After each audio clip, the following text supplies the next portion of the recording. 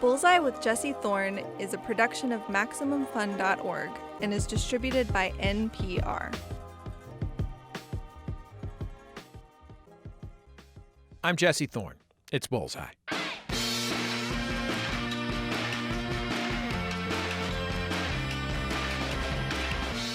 Joe Pera Talks With You is a small, quiet show.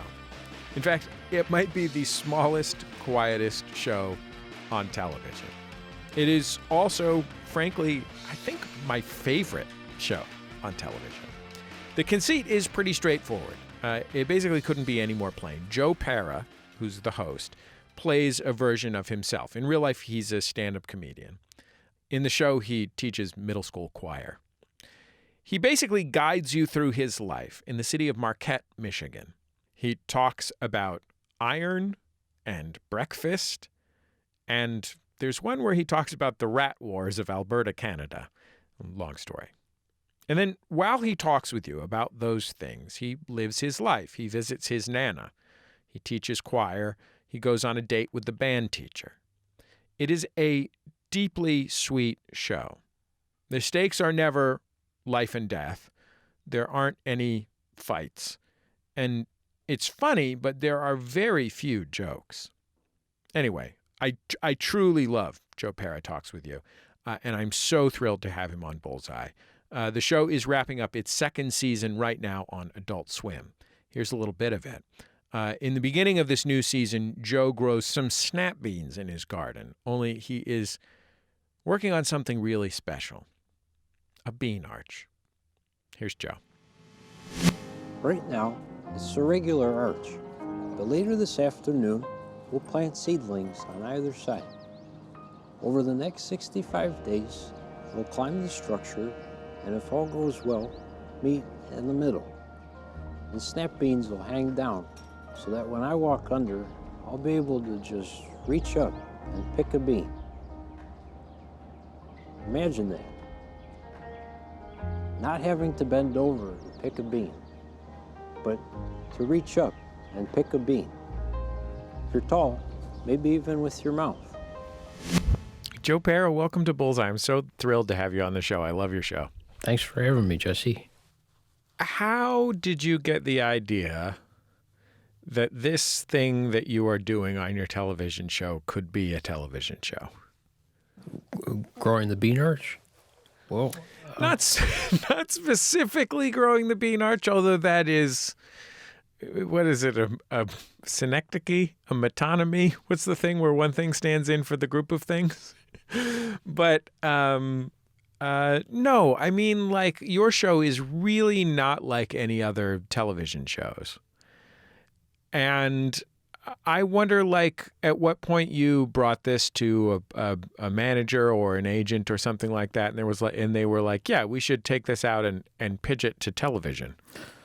Well, it's highly based on my stand-up, and it kind of came about when I did an animated special for Adult Swim called Joe Pera Talks You to Sleep, and it was just, that was just the goal, to talk about nice things until people actually fell asleep and maybe laughed a little bit along the way. And then I guess, and then it kind of just grew from there. Your show's on late. Do people tell you that Joe Pera Talks With You puts them to sleep? Sometimes, but no, actually, I've heard from a number of people that the sleep show actually works. I don't know if it's the show or just them getting themselves in the mindset to go to bed, but I really appreciate it. When my dad would come to choir concerts that I did in high school, he would fall asleep. And I understand he worked hard. It was the end of the day, and then he had to come sit through a concert.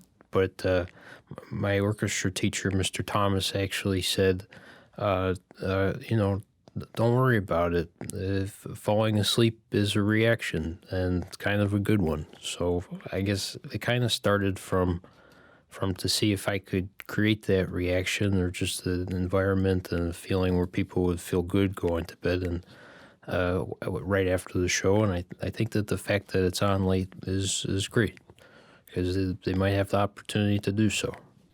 You know, as a podcaster myself, people often tell me that they use one or the other of my shows to fall asleep to. You know, they'll put it on their headphones and as they go to sleep.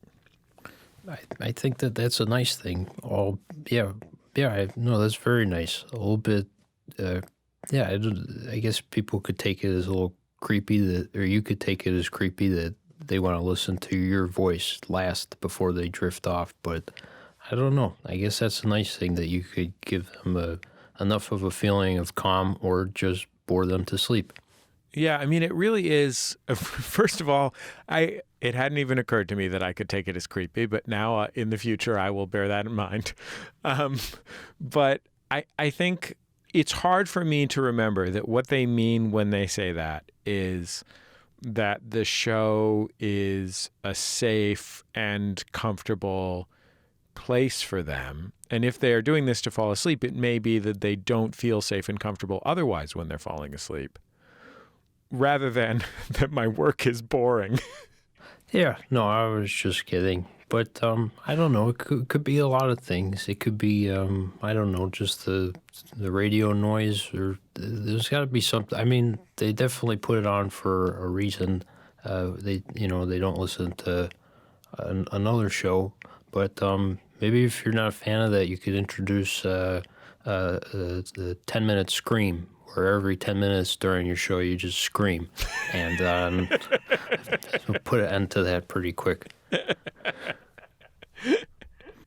Were there other shows that when you were pitching Joe Pera Talks With You, or even pitching your Joe Pera Talks You to Sleep, that you talked about as touchstones for what kind of thing you wanted to make? Yeah, it's a bunch of things. I mean, it's meant to be kind of an informational show at the start, and I guess each time it gets away from that. So I've been saying it's kind of like a CBS Sunday Morning is done by a middle school choir teacher, and oftentimes he gets distracted, and also there are jokes. But I think some of the development happened with a web series I did called Pancake Breakfast Critic, where I would go to critique community pancake breakfasts, spaghetti dinners, and stuff. And I was a big fan of Fishing with John by John Lurie, and it was inspiring in a way. And I think maybe I wasn't certain styles type stuff made its way into the Pancake Breakfast Critic, and from that into the show. But Fishing with John, if you haven't seen it, I highly recommend it. It's so funny and kind of calming at the same time too. I think he was trying to do something a little bit similar in terms of just having a fishing show late at night, but then it kind of became something different every time. But it also kind of captured that feeling of watching television late at night and not quite thinking you would know what to expect, or just getting ready to fall asleep while watching it, but then seeing something else. Let's hear another clip from Joe Pera Talks With You. So in this scene, Joe is out to breakfast. There's a lot of breakfast on the show.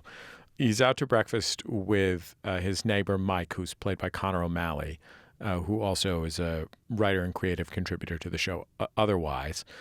And they're talking about what constitutes the perfect egg bite.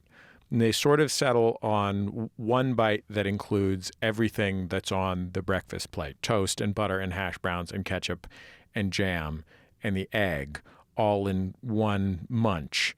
But it's really key that in this sunny side up egg, the yolk stay intact. So we're about to hear Mike having just assembled all the layers, and Joe and the family are all watching in this diner. And we will hear as he fails at getting the perfect bite. If we've done our work properly, we're gonna have a pretty good egg bite. I love you, babe. Here we go.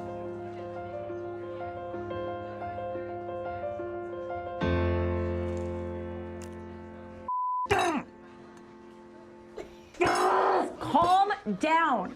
No, don't laugh. This isn't funny, okay? It is serious to him. He is trying. I need a win. Connor O'Malley's aesthetic is, you've worked with him a lot, but his aesthetic is much more intense than yours. How do you decide? How do you decide when there will be a sharp joke moment like that on a show that is almost entirely, consistent and gentle in tone? I guess just by putting Connor in the episode that's good. Yeah, he's so funny, and yeah, we have really similar interests. That egg bite is actually based on something that he does for real at breakfast, and I was like, why don't we just kind of put it in the script and do the step by step, and that's all there was to it. But yeah, it's a balance of when to hit on really hard jokes and when to kind of resist.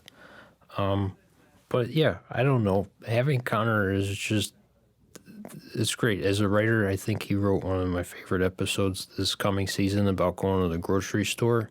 And he's not even in it, but you can tell that there's some really sharp jokes and stuff I could never think of because of it, and stuff that hits, outside of my comedy tone that is just very, straightforward, funny. I don't know any other way to describe it. So you started doing comedy when you were 18 in Buffalo, which is your hometown. What were the circumstances? So I don't think about my starting out in comedy too much. They haven't taken the time to reflect back. But it was I thought about this the other week. It was a stand-up comedy class at the University of Buffalo. I took it while I was maybe, I guess it was between junior and senior year of high school, and it was taught by Alan Schweibel, who was an original SNL writer. He wrote on a Gary Shandling show, and he's a great writer now, and has done a lot of great books. But there was like me and like, it was not big, less than 10 other people. Nothing wrong with it, but there were a lot of middle-aged people like looking to, get into comedy. So at the end of the week, that was my assignment to do a stand-up set, and I did it. And I don't think it was very good, but Alan was very nice, and it was good to get to do it there. When you started doing it seriously, was it in New York City? Uh-huh. Yeah, I was doing it a little bit in Buffalo. But I realized that, I wanted to do it hopefully for a living someday, and that it's not, it's pretty tough in Buffalo. So I wanted to do it, and I knew I had to move. So I did, and yeah, it was good. I met a lot of my closest friends through doing stand-up in New York, and it's really great. It's like, yeah, I'm glad I did. It was tough to start here, but I'm very happy that I did. Was it a difficult decision, not just to move to New York, but to decide, yes, I actually do want to do this for a living? Especially being in Buffalo, where, as you said, you can't do it for a living in Buffalo, or it's very difficult to do it for a living in Buffalo. Yeah. I don't want to be corny, but it was really kind of a dream. I knew I wanted to do it, and so when I had the opportunity, I moved, and I put my head down, and I lived really cheap, and I kind of, it's going to sound weird, but I said, like, I'm just going to focus on this and not worry about other things, or I put aside a bunch of other stuff to just focus on comedy, and it was so great. It was like the coolest thing just to be kind of like when we're working on the show, when you're able to just kind of, I guess, just focus on doing a good job at the one thing. That's such a treat to just focus on comedy and just think about comedy all the time. And I still do, but it's neat. What's something that you didn't know when you moved to New York that you learned through that discipline? I guess the biggest thing and there was a bunch of things is just how to do comedy at the pace that I want it to. Because I'm not a witty or quick thinking, so I figured out how to do it, and I'm taking it at my own pace, hopefully without boring the audience. And that was kind of the goal over time. That must have been a very difficult thing to learn to do on a New York stand-up stage. I mean, I'm sure you were playing a lot of rooms that were relatively friendly to that. You know, there are plenty of great, so-called alt rooms that you can play in New York where people are there to see something interesting. But there's also, a huge tradition of fast-talking, slightly belligerent New York comedy. And like to step on stage and own the stage without matching that energy after something like that is on stage strikes me as a real challenge. You know what I mean? Yeah, it makes it is fun, and I'm kind of glad that I did start in New York for that reason. I guess someone said earlier, it might be the reason why the show works on Adult Swim is that there's something louder and faster coming before it, that when my show come on, or, if I go on stage on New York during a show and the person before me was like, I love sex. Here's how I like to sorry to swear. And then I go and I do a bit about my favorite piece of pie. There's a good contrast in getting to keep that interested. I mean, sometimes the audience would be interested off the bat, but how do I get my writing to the level where I'm writing stuff that can hold the attention the entire set, not just, be talking about my favorite piece of pie, but how do I take my pie bit to the next level and make it 10 minutes and quietly entertaining for 10 minutes, and then the next guy comes on and goes, yes, I also love to excuse me, I'm sorry to swear on air, but then, and then I guess it kind of worked in a nice way that they thought about the piece of pie bit. Maybe I will write that actual bit when we get done with the interview. What was the first thing that you remember writing that really worked, that you were really proud of? I think it's online, but and it does. People in Buffalo like it for obvious reasons. But I wrote a joke about the Buffalo Bills, about how they lose so that families in the area can bond more. And I remember it's like on paper, it's like a few pages. It's a 6-minute bit, and it ties together a lot of stuff, and I was very proud. I remember I spent a lot of time working on that on paper and then testing it on stage, and when it came together, it's kind of a bit that is hopefully funny and surprising, but also maybe makes people feel a little something. I don't know. I'm not sure about that, but it seems to, and, it kind of leave the spaces in there to let people think about their own Sunday afternoons watching football or going on a drive with their family. And that kind of putting those things together, I think that bit in particular kind of combined the things that I'm still working on now. It's on YouTube if anybody's interested. You just search Buffalo Bills joke. It is titled Buffalo Bills joke. I was about to mention that. I was watching it before we started talking. Oh, cool. Yeah, not so relevant this year. We're going to the Super Bowl, Jesse. Well, we'll see what the San Francisco 49ers have to say about that when they both get there. All right. I mean, if the Bills win a playoff game, that would be enough. But I shouldn't say that. I should say the Buffalo Bills are going to win the Super Bowl this year. We have lots more to get into with Joe Pera. Don't go anywhere.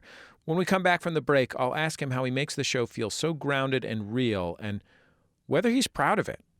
It's Bullseye from MaximumFun.org and NPR. Hey, it's Guy Raz here, host of How I Built This from NPR. How do you turn an okay idea into a better one? Check out the How I Built This podcast and my live conversation with Stuart Butterfield, founder of Slack and Flickr, as he explains the art of the pivot. Listen now. I can't hear Are you plugged in? myself, but I'm Is your headset- assuming your headphones? that. These are real podcast listeners, not actors. And, Hey, thanks for coming. Here's a list of descriptors. What would you choose to describe the perfect podcast? I mean, vulgarity. Dumb. Definitely dumb. and like right here, this one, meritless. What if I told you there was a podcast that did have all of that? No.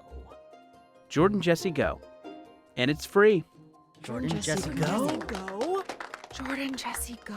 Jordan Jesse Go, a real podcast. Welcome back to Bullseye. I'm Jesse Thorn. My guest, Joe Pera, is the creator and star of the Adult Swim show, Joe Pera Talks with You. Its second season is wrapping up right now. Let's get back into our interview.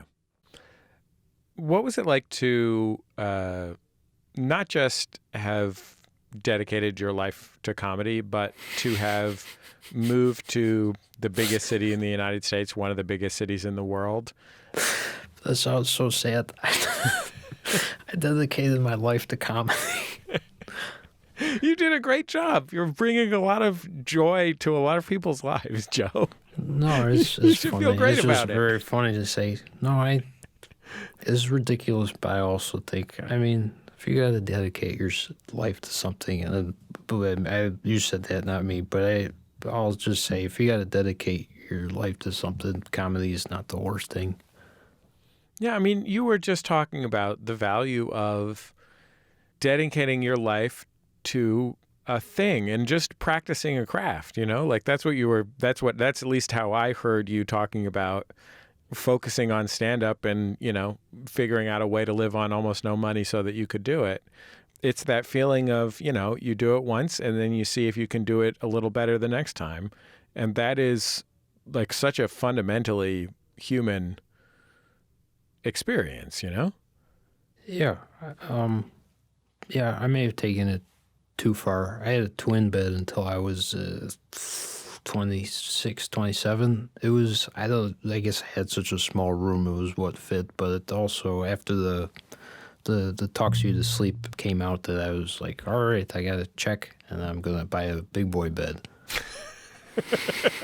I don't know. I got used to it, and then, I don't know. Did you go double? Did you go full queen? Bad. Yep, double, because then double was all that was fit, because I had to work out in my room, and I had to fit a desk in there, and this was a twin bed and the desk, and then that was it. And then I just kind of got rid of the desk and had a bed, and that was most of my room. Do you have that thing that a lot of comics have where if you are not doing time on stage, if you're not getting up, then you are sort of itchy and out of sorts? Yeah, and it's been bad. Last season I did a better job of getting on stage throughout the process, but this season I have not done a good job, and I think that I'm more anxious because of it. What do you get out of doing it? I don't know that much about meditation or anything, but I think for those moments on stage, you have to be very present, and it's kind of a focused thing, and you get the energy from it. Also, people laugh. Yeah, that part is great. But I have to say, like, I had for 2 glorious months, I had a stand-up show at the Ice House in Pasadena that a friend who's a comic sort of bequeathed to me and my buddy. Neither of us is a stand-up. And we had done a lot of comedy on stage of various kinds. But I have to say that by the time the second one was done, I was like, I don't think I care enough to develop the skills to entertain people who aren't there because they want to be entertained by me. Yeah. You know what I mean? Like there's a certain, I know a guy who's a cabaret performer, and he feels about busking the way that stand-ups feel about doing stage time. Which is like he's got to get out there on the street corner, even when he's booked in a stadium that night. He gets out on the street corner that afternoon and does his act. because he loves the challenge and the thrill of convincing people who are just wandering past to pay attention. Yeah. One time, it was a couple of years in, it was kind of dumb. Well, I don't know. But I got the idea maybe I could try and do stand-up on the subway platform and make some money. So I asked the first time I did it by myself. The next time I asked some comedians, but basically it was late at night on the platform and the trains would come every 10 minutes. And I had a sign that says jokes, complimenting ladies, and guesses your favorite food. And I would just kind of, if nobody approached me, I would just start telling jokes, and hopefully it would catch somebody's ear and they get a laugh, and then they turn, and it was kind of neat. And over a few hours, in 10 minutes, you have to catch people's attention, and then once the crowd starts growing and laughing, then you're kind of in business. And then once you got that, it's then the pressure's on, and if you could deliver, you make a couple bucks. And it wasn't I didn't do it all that often, but it was like a good learning experience, and just how to make sure the jokes are super sharp, especially like quieter ones. It kind of like helped that when I had a bunch of jokes at that period of time. I kind of threw them out there at that point, and I knew which ones were like very good and which ones were only medium based on how they worked, if they could keep people's attention there. And it kind of, I don't know, I don't think it changed the way I do comedy, but it definitely helped me identify what's a good joke versus what's a great joke. Did it help you make the rent? I think I made like $50. I mean, that's not nothing, Joe. Not quite there, but I remember the next morning I went out for breakfast and bought myself a New York Times. I read it while eating breakfast, and that was pretty fun. Yeah, that totally rules. Reading the New York Times while eating breakfast is great. Well, it's more ethical than stealing it from somebody's front porch. I mean, if you could up it to 2 shows a night, maybe you'd treat yourself to a New Yorker. Yeah, true. I want to play a scene from Joe Pera Talks With You that's really lovely. It's from the second episode of this new second season. Your character on the show has a girlfriend named Sarah Connor. Yes, the same name as the woman from the Terminator. She's played by Joe Firestone, who's a great New York comedian and also hosts a podcast in the podcast network that I own. And basically, the two of you work at the same school, and you're spending all this time trying to figure out whether to tell the people around you that you're dating. And she maybe is uncomfortable with it, and you are burdened by her discomfort. And in this scene, we hear you, Joe, tell Sarah that you got kicked out of Little League for running around the bases, even though you were out in the last at-bat of the season. Mm-hmm. I know it sounds childish, but it feels so good to get that off my chest. I guess I was still embarrassed from when Coach Hassler had me turn in my cap and uniform. It takes guts for you to tell me that, and I don't fully understand it, but I can respect it. Every time we've driven by a diamond, I've held it in. Can I share something with you? Sure. I've dated men from each branch of the U.S. military, and I still keep in touch with 2 of them. Okay. And we're friends, but it's primarily for intelligence. Makes sense. Are there things you do or choices you make to ground the show in humanity and reality rather than it being either abstract absurdity or abstract corniness, Hallmark Channel type abstraction? Yeah, I guess, none of us are. Well, there's some exceptions. Joe Firestone and Joe Scott, and also Connor. Maybe I'm not a great actor, but also like a lot of the people that we cast on the show aren't like a lot of the kids in the choir. They're kids from the Milwaukee area that, we don't want a bunch of child actors who sing perfect. We want the kids to be themselves and sound like a choir kid.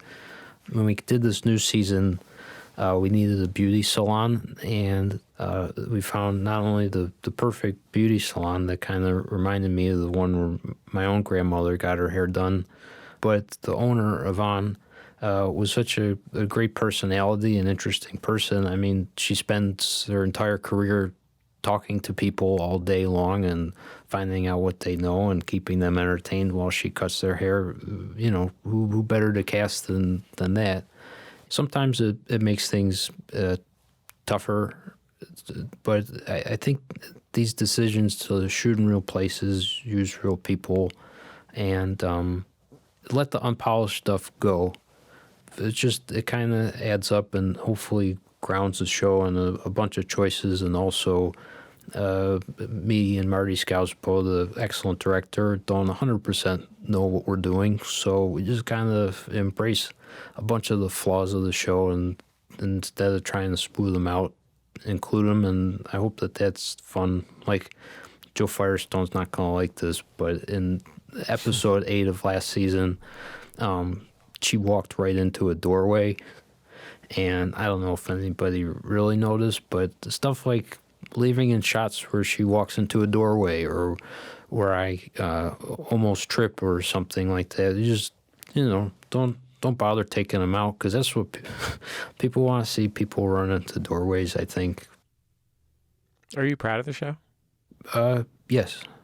We put everything we have into it. I know it's not like the most polished show or anything else, but kind of the thing that we said going into it is, we don't have the biggest budget, or $50 million an episode, but sorry, bad joke.